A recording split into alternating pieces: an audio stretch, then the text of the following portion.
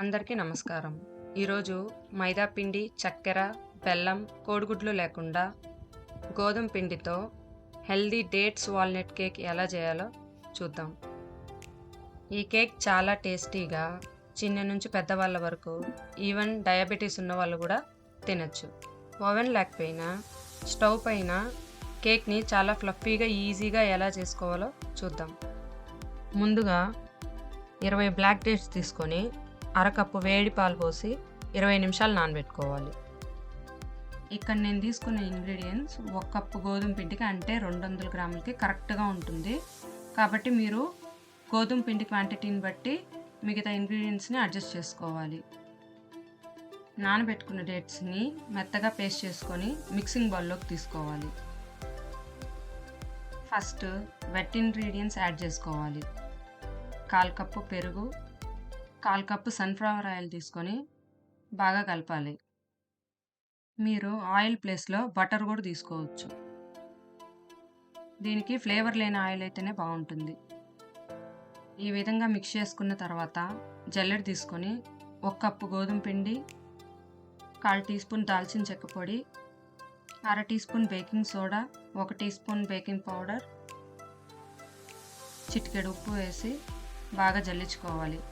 ఈ విధంగా జల్లించుకుంటే గడ్డలు లేకుండా మిక్స్ చేసుకోవడానికి ఈజీగా ఉంటుంది.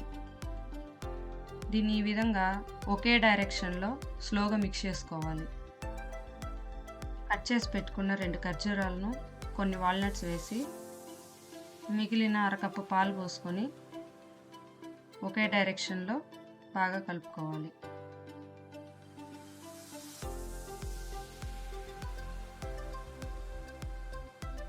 కేక్ బ్యాటర్ ఈ కన్సిస్టెన్సీలో ఉండాలి.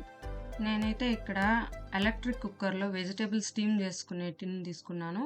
మీరు కేక్ టిన్ అయినా ఏదైనా గిన్నెని తీసుకొని బటర్ పేపర్ లేదా నెయ్యిని అప్లై చేసుకొని కేక్ బ్యాటర్ అందులోకి షిఫ్ట్ చేసుకొని ఎయిర్ బబుల్స్ పోయే విధంగా ట్యాప్ చేసి కట్ చేసి పెట్టుకున్న వాల్నట్ స్ప్రింకిల్ చేసుకోవాలి.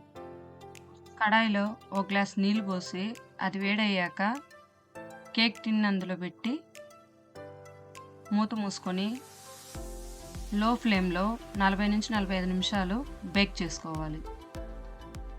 నేనైతే ఇక్కడ ఎలక్ట్రిక్ కుక్కర్ మూత తీసుకున్నాను కాబట్టి ఆ హోల్కి కొంచెం టిష్యూ పేపర్ పెట్టి గాలిపోకుండా మూత మూసుకున్నాను.